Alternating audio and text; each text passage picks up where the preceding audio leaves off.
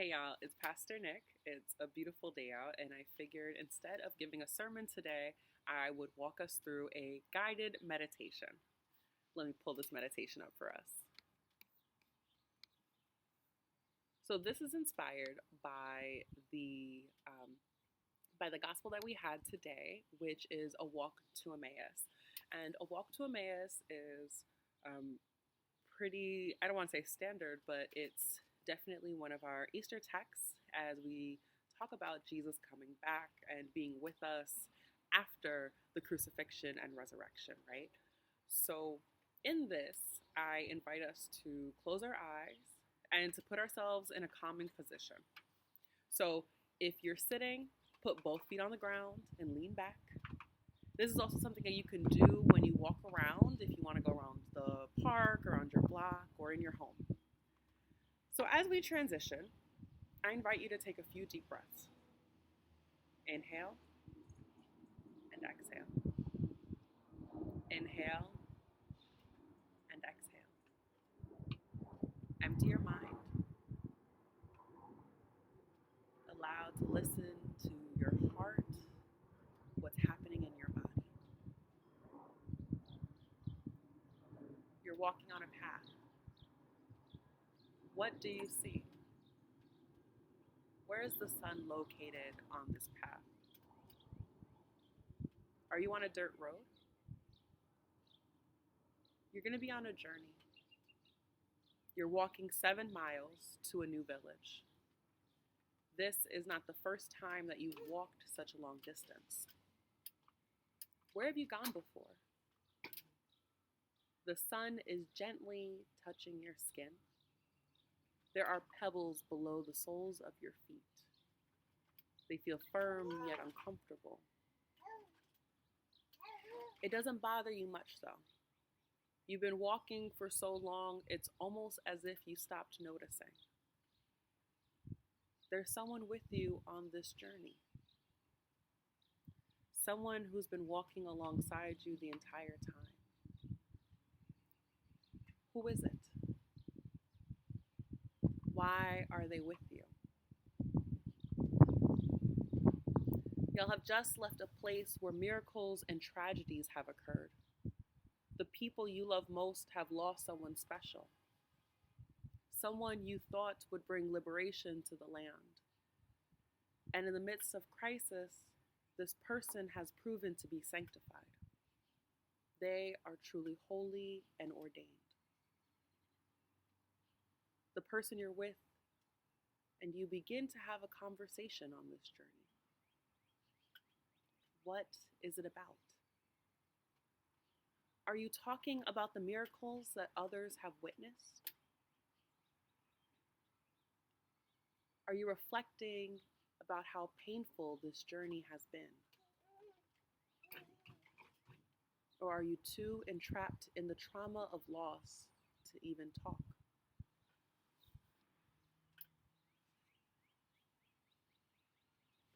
The two of you continue to walk and talk, reflect. The sun is touching the high point in the sky. You start to sweat. Your body is fatigued from walking. And suddenly, someone begins to walk with you and your partner. The fatigue hinders your vision. You can't really tell who the stranger is. Yet somehow, the stranger's presence is soothing. You feel calm. The stranger asks you what the two of you are talking about. What do you say? What are you two talking about?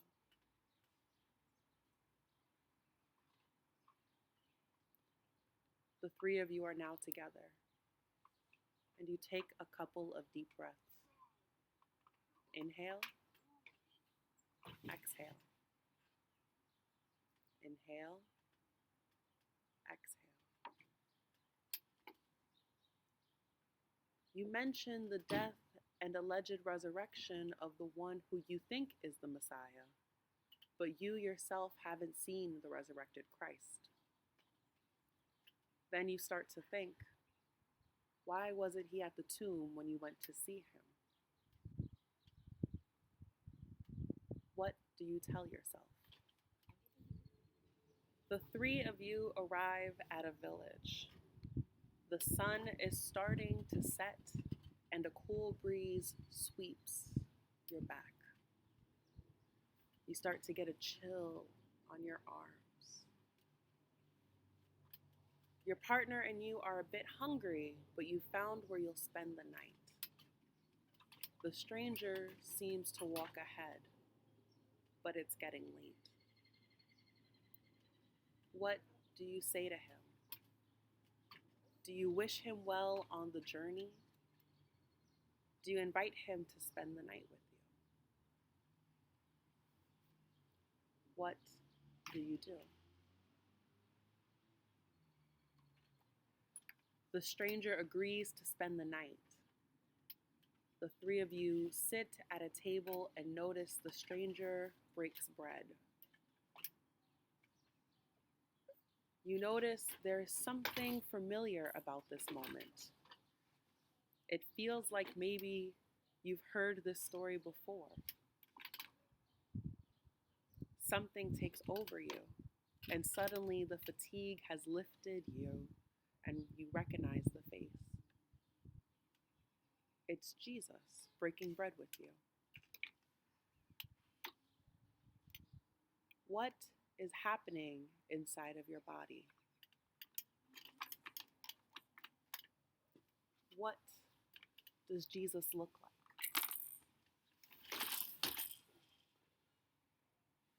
What do you want to say? Before you can get the words out of your mouth, the one you know as Jesus vanishes like a shooting star. You have seen the one we call Lord. What do you do now? Your partner suggests to return back to where you came from and let everyone know what you have witnessed. Do you stay at the table? Do you pack everything up and return to the road? What will you tell the 11 when you see them? Is this a story worth sharing?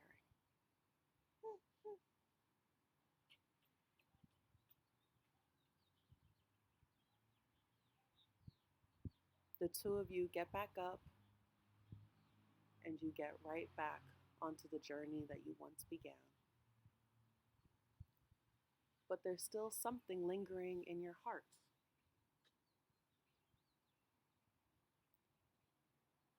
What do you wish you could have said to Jesus?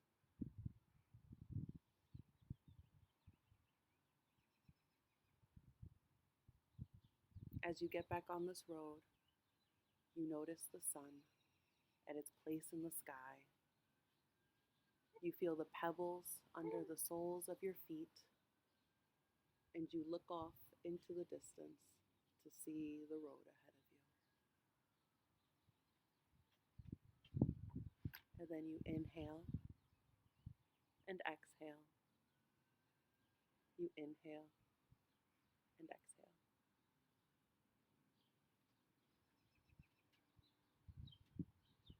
As you come back to yourself, feel free to open your eyes, wiggle your feet around, and thank you for participating in that. Hopefully this puts a little bit of perspective on maybe what the believers were going through on this journey to Emmaus.